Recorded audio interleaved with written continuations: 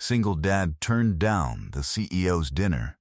She left a note that changed everything. They were still laughing when Owen Reyes walked through the gate.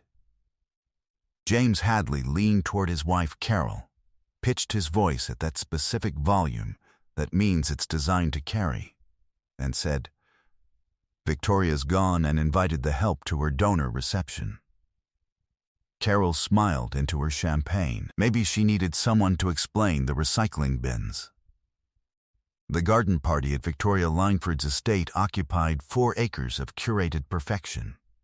Stone paths, imported hedgerows, waitstaff in pressed white who moved like they'd been choreographed. It was the kind of gathering that Lakeview's established money used to remind itself it was established. Board members, investors, the kind of philanthropists who gave to causes they couldn't define. All of them had something to prove. All of them had proven it to the right people already. Owen Reyes walked through the gate holding a casserole dish covered in aluminum foil. He'd been invited by Victoria's assistant, who had not specified that a garden reception meant anything more than a polite neighborhood gathering. He dressed accordingly, clean button down, dark trousers he'd pressed that morning, shoes that had been good shoes before they'd done 3 years of real work. He stood at the entrance holding the casserole with the expression of a man taking stock of a situation without alarm. James Hadley nudged Carol. "That's the chemistry teacher. From the school." "Oh," Carol said. Her voice did what certain voices do, added a full paragraph of commentary without changing a single word. Oh. What James Hadley didn't know, what he had spent 45 minutes at this party not knowing, and would spend the rest of the evening not knowing, and would regret not having known for considerably longer after that, was that Owen Reyes held 3 active patents currently licensed to 12 pharmaceutical companies, including Meridian Health Technologies, Victoria Langford's company, the company that had made James Hadley's investment portfolio worth precisely what it was worth. By the time James understood that, the kind of quiet adjustment he preferred to make would no longer be available to him. But that was hours away. Right now, Owen was just a man with a casserole dish at a party that hadn't expected him. And that seemed like the simpler place to begin. 6 hours earlier, Owen Reyes had woken up to the sound of his daughter teaching calculus to the dog.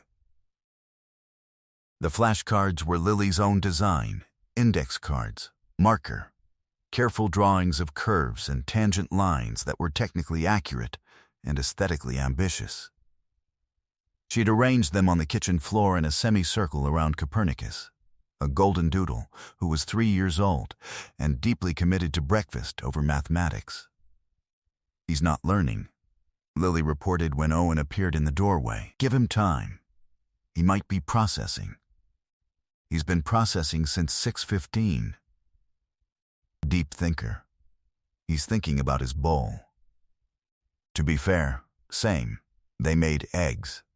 Lily scrambled while Owen managed the toast, a division of labor established after an incident in March that they still didn't formally discuss. Lily narrated the scrambling process with the authority of someone who had watched exactly enough cooking shows.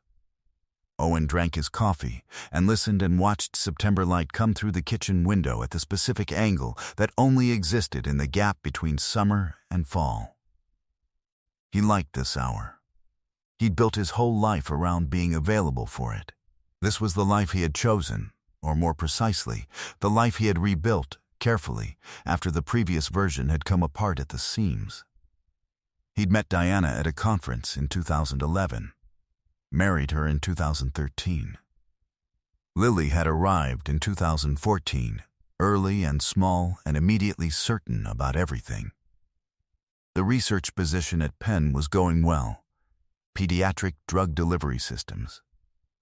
Specifically the problem of getting the right molecules to the right places in bodies too small to tolerate standard doses. He had a team, a lab, a trajectory that people describe with words like groundbreaking and foundational. Then, Diana had left, and the trajectory had required recalculation. Not dramatically. Not all at once. An 80-hour research week in sole custody of a 4-year-old was a math problem with a finite number of solutions. Owen had done the math, chosen the answer, and not spent much time looking back. He'd taken the teaching position at Lakeview High, App Chemistry, with a Thursday afternoon science club he'd started the year after, and hadn't been able to stop, because the kids kept being genuinely interesting. He consulted part-time under his small company, Reyes Scientific, reviewing proposals and advising on formulation problems for clients who found his name through academic papers that still circulated. 3 patents, maintained and licensed quietly, generated enough income that Lily's college account had a number in it he was proud of. He didn't talk about any of this, because it wasn't the kind of thing he talked about. He'd made the casserole that morning because Lily had told him to bring something to the new neighbor's party, and Lily's instructions were specific and non-negotiable. She helped with the measurements. She took measurements seriously, even when Copernicus didn't, and decorated the carrier bag with a sticker of a molecular structure she'd chosen because it was festive, but also scientific. The party invitation had come through Victoria's assistant, whom Owen had met briefly when Victoria moved in 6 months ago. He'd helped carry a bookshelf upstairs one afternoon because she couldn't get it through the landing alone, and no one else was around. She thanked him and offered coffee he didn't stay for. He'd filed her away as a neighbor, pleasant, seemingly busy. He hadn't Googled her. He drove to the party thinking about Lily's science fair project, which was due in 3 weeks, and involved a hypothesis about plant growth under different light spectra that was more ambitious than the rubric required. He thought this was entirely correct. He arrived to James Hadley's voice carrying across 4 acres of stone and hedgerow. The first 40 minutes were manageable. The garden was genuinely beautiful. Owen found the food table, set his casserole beside catering platters that had probably been arranged by a professional stylist, and accepted sparkling water from a passing waiter who treated every guest identically, which Owen appreciated. James Hadley found him 17 minutes in. "You're the teacher," James said. Not a question. The settled tone of a man confirming a category. Chemistry, Lakeview High. James Hadley. The handshake told you something, if you were paying attention. I chair Meridian's board. Most of Victoria's people are here tonight. Nice to meet you. James looked at the casserole dish, looked back at Owen. Victoria invited you specifically? Her assistant, yes. The syllable had layers. And what's your connection to Meridian? To the research side? Peripheral, Owen said. James nodded with the patience of someone waiting for a punchline that hadn't arrived. Well, enjoy the party. He moved off. Found Carol. Said something Owen couldn't hear. Carol glanced over once. Owen ate a canap and thought about the Light Spectra project. Victoria Langford appeared at 20 past the hour, moving through her own party with the ease of someone comfortable with attention who doesn't require it. She was in her early 40s, dark hair, wearing something understated in a way that had probably required real effort. She spoke to 3 groups before she reached the food table, and the conversations were brief and genuine. She was actually listening, which was rarer than it should have been at parties like this. She reached the table and stopped. You brought a casserole, she said. My daughter told me to. To a catered event. She was very specific about it. Victoria looked at the dish, then at Owen, and did something unexpected. She laughed. A real one. What's in it? Chicken and rice. Rosemary. It's a good one. I believe you. She extended a hand. Victoria Langford. Owen Reyes. Something moved through her expression. Brief filed. Sophie Park mentioned you. Her daughter's in your science club. She said, a pause. She said you were different from most people. She's generous, Owen said. What does Lily do? Teaches calculus to the Golden Doodle. Ongoing project. How's it going? The dog has views about breakfast. They're working through some foundational disagreements. They talked for 11 minutes. He clocked it later because it was the longest exchange he'd had with anyone at the party who wasn't carrying a tray. She asked real questions, follow-ups, specific ones, the kind that required actually listening. She asked about the science club, about his path. He gave her the abbreviated version, research, pen, the decision to step back. What made you choose that? She asked. The math didn't work. The hours in sole custody don't resolve. What did you prioritize? Lily, she looked at him the way people look at something they recognize but can't immediately place. Then James Hadley appeared at her shoulder. Victoria, the Bellamy group just arrived. They specifically wanted, one moment, James. They came from the city for one moment. Said pleasantly, meant completely. James stepped back. Victoria turned back to Owen. I'm hosting a smaller dinner Friday. About 12 people. Industry, some research, people worth talking to. I'd like you to come. Owen thought about Friday for exactly as long as it took to remember what Friday was. Lily has her science fair presentation Friday, he said. I don't miss those.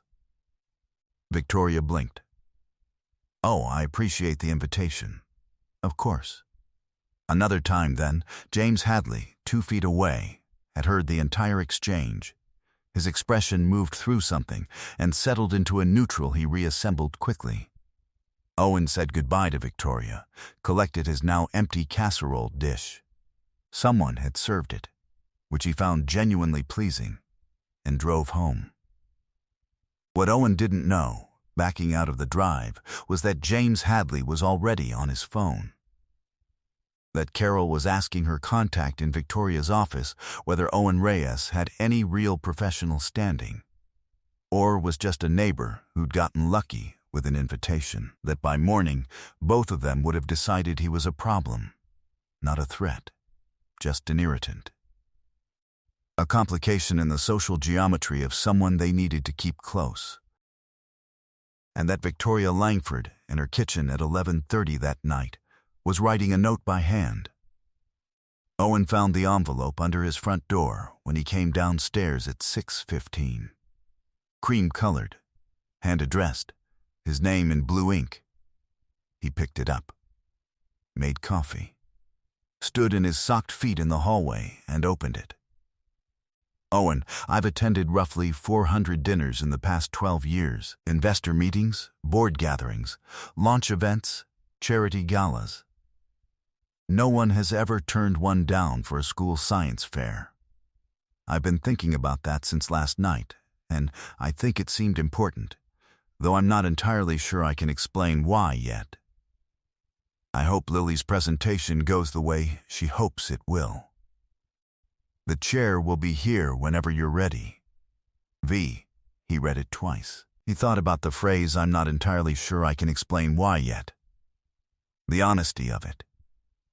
The fact that she'd written it out by hand in the evening when she could have had an assistant send a text. He put the note on the kitchen counter. Made Lily's lunch. Packed her materials for school. Drove her to the drop-off line, listening to her review her presentation out loud. Hypothesis, methodology, data, conclusion, the section about control variables that she'd rewritten 4 times. You've got it, he told her at the curb.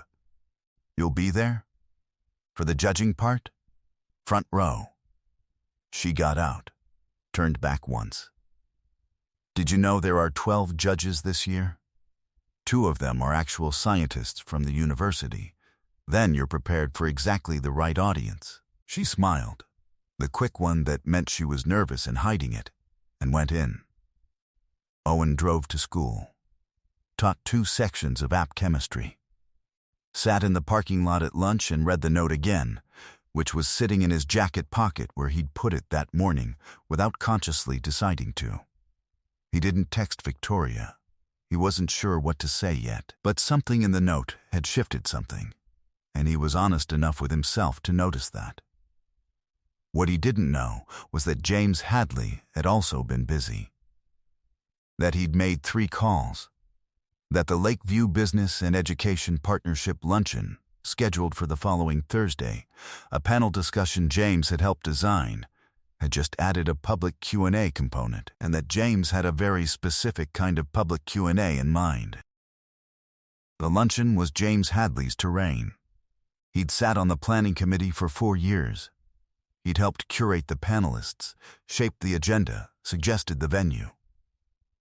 The discussion topic, bridging industry and academic research, was his idea, and it was a good one, insofar as it positioned him as a forward-thinking bridge builder who understood both worlds. He'd anticipated a pleasant afternoon. He had not anticipated that the moderator, Dr. Sandra Yee, would open the Q&A to the room. He had not anticipated that Owen would be in the audience, invited by the school's department chair as a representative of applied science education. He had not anticipated any of this, but he adapted quickly, because adaptation was something James Hadley had always been good at. He leaned into the microphone with the ease of practice. "The honest challenge," James said, "is that there's a significant gap between research produced in academic settings and research that functions in the real world. Academics often don't understand commercial requirements. They produce interesting work." A pause. Waited. What they rarely produce is viable work. With all due respect to our colleagues in education, the classroom is a different environment, and that's fine. But we should be careful not to confuse the two conversations. Several heads in the room turned. People who knew Owen was there, knew he was a teacher. James knew they knew. He'd checked the guest list. Owen sat with his hands flat on the table. His expression didn't change. Dr. Yee moved to the next question. Afterward, in the lobby, James located Owen with the purposefulness of a man who had decided something and was executing it. "No offense intended," James said. The tone was its own rebuttal, just honest conversation about where expertise actually lives. Owen looked at him. Let the silence be exactly as long as it needed to be. "None taken," he said. "Good." James began to turn away.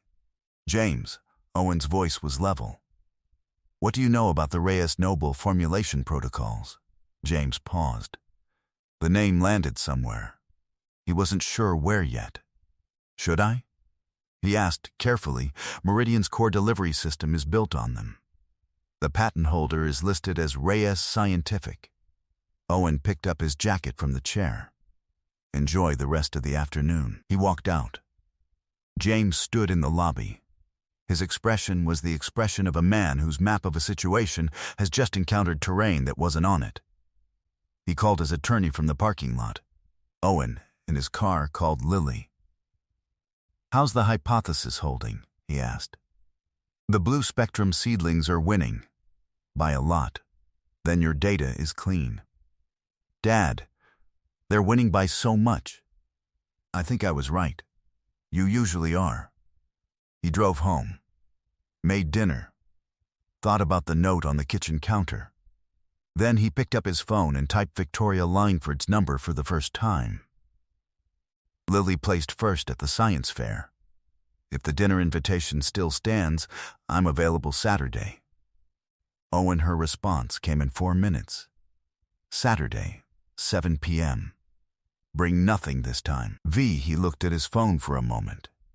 Put it down. Started on the dishes. The week had shifted. He could feel it. What he couldn't yet see was that by Tuesday morning, 3 days away, 3 things would happen at Meridian's board level that James Hadley had not planned for and would not be able to stop. But that was Tuesday. Tonight was just the dishes, and the note still on the counter, and Lily explaining her data to Copernicus with the confidence of someone who had already won. The dinner Saturday was 12 people. Smaller than Owen had imagined, or exactly as small as Victoria had intended. The room felt like a house rather than a showpiece. Books on shelves that had been read, not arranged. A dog audible somewhere in the back. Wine poured without ceremony. He was seated beside Dr. Priya Anand, Meridian's chief scientific officer, who was mid-story about a formulation problem her team had been wrestling with for 8 months when she paused, mid-sentence, and looked at Owen. "I'm sorry," she said. "What did you say your name was?" "Owen Reyes." Dr. Anand set down her fork. "Reyes Scientific," she said. Flat, like a fact arriving. "Yes, the Reyes Noble Protocols. Co-developed with a colleague at Penn, 2016. Dr. Anand was quiet for a moment. The table had gone partially still in the way tables do when a conversation shifts its register. James Hadley, seated 4 places down, had turned his head. "Those protocols," Dr. Anand said, choosing each word, "are the reason our Phase 2 trial succeeded. We spent 4 months before that trying to crack the delivery architecture and hitting a wall. Your framework gave us the approach. My team has cited the Reyes protocols in 7 internal papers. We've been trying to locate the research lead for 3 years. She stopped. I've wanted to find you for 3 years. The table was quiet. Victoria, at the head, had gone still, looking at Owen, then at James. James Hadley's color had moved through several stages. It had arrived somewhere pale and stayed there. Owen said to Dr. Anand, "I'm glad it was useful. The pediatric application was the priority, making sure the delivery could scale to smaller body mass without requiring adjusted dosing intervals." "It's not just the pediatric application," Dr. Anand said. "It's the entire delivery architecture. It's foundational."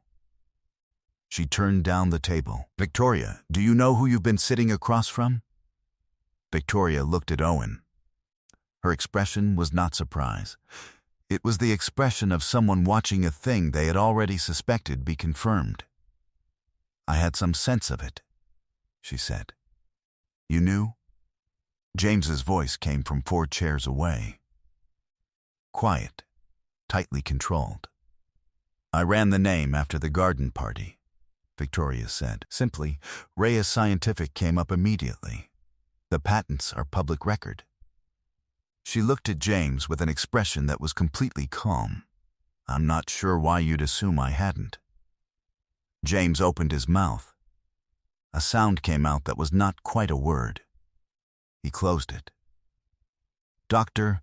Anand turned back to Owen. "We have a proposal that's been sitting on my desk for 6 months. A formulation problem we haven't been able to crack. I've been waiting to find someone with the right background to consult on it. Would you be willing to send it Monday?" Owen said. "I'll read it over the week."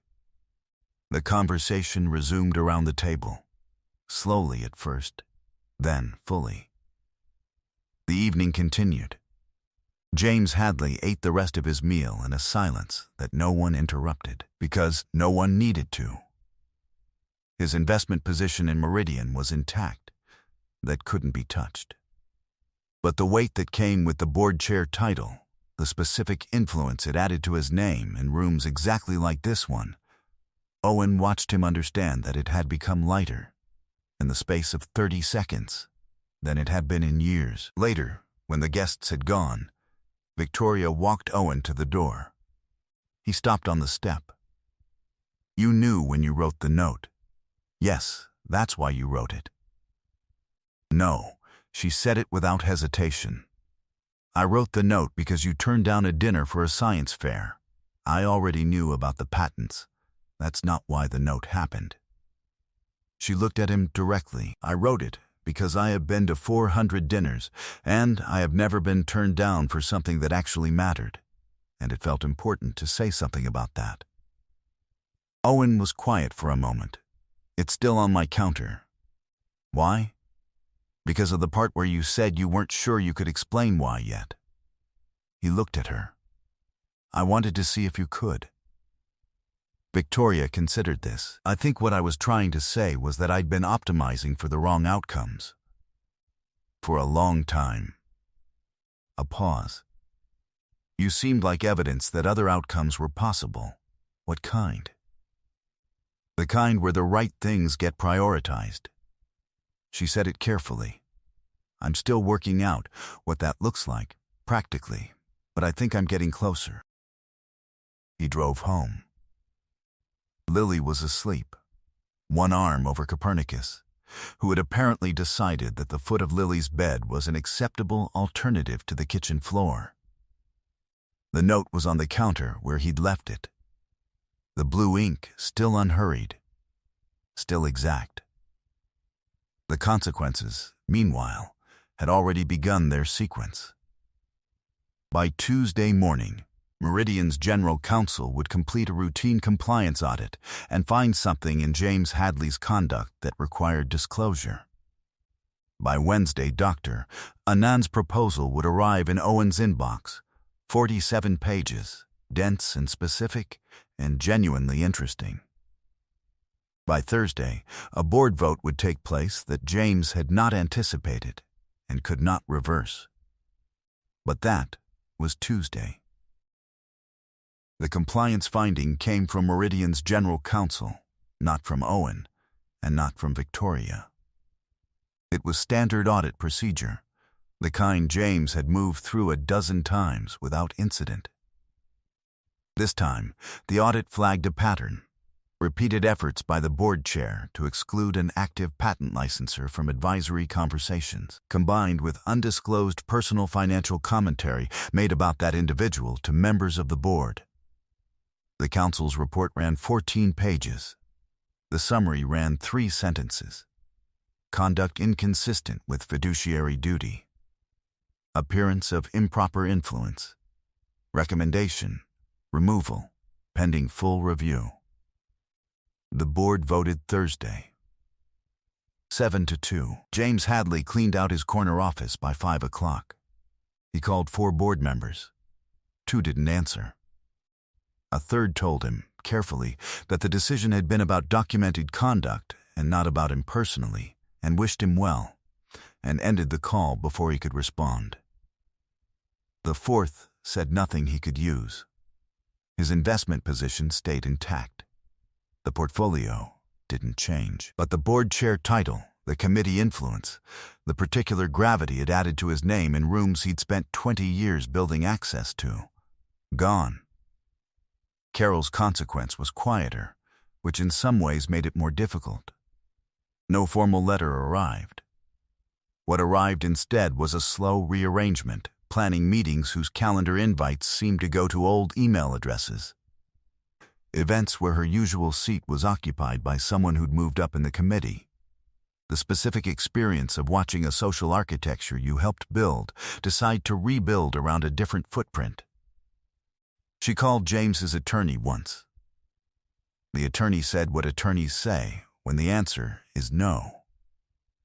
Owen heard about the board vote from Victoria, who called on Monday morning and told him plainly, without drama. He nodded. "I hope he uses the time well," he said, and meant it without irony, which Victoria found, as she told Dr. Anand later, to be one of the more remarkable things about him. Dr. Anand's proposal arrived Monday at 11. Owen read it at lunch. Called her Tuesday afternoon. They talked for 50 minutes. By the end of the week, a consulting arrangement was in place. Part-time, flexible, built around the school schedule and the Thursday Science Club. He told Lily he'd be doing some work with a company that made medicine for children. Lily produced a list. She wants them to fix the taste of liquid antibiotics, Owen told Victoria over coffee the following Saturday. The grape flavors, specifically. She has written concerns. She's not wrong, Victoria said. The grape flavor is indefensible. I've said this internally for 2 years. I've passed her notes to Dr. Anand. Is Anand taking them seriously? She scheduled a follow-up. Victoria smiled. Outside, October had properly arrived. The coffee was hot. Copernicus was somewhere under the table, hoping for something, as Copernicus always was. The Saturday coffee had become a standing arrangement. Not announced, not formalized, just arrived at. The way things do when they make sense, and neither person has a reason to question them. Sometimes at Victoria's, sometimes at the cafe near Owen's school, once at a trail Lily had researched and selected with the thoroughness of someone who took route optimization seriously. The progression was slow and real, and entirely unhurried, which suited them both. Two people who had each lost something and rebuilt something, and were now, carefully, building something new. Lily's official position was that this was going well and should continue.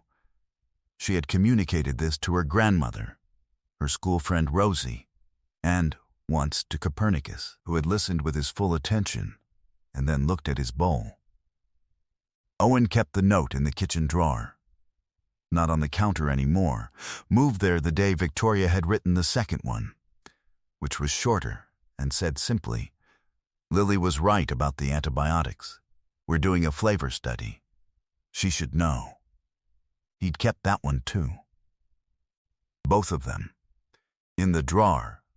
In order. Some things get better in ways that don't make a sound. You look up on an ordinary morning, Lily narrating breakfast, Copernicus hoping for something, light through the kitchen window at the angle only October makes, and the math has changed. More in the column that matters, less in the one that doesn't. Owen looked up one morning and thought, this is it.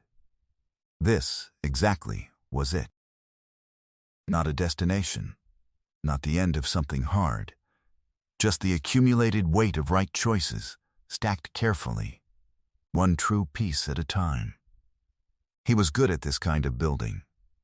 He'd just forgotten, for a while, that he was allowed to build things that were only for himself. He was remembering now.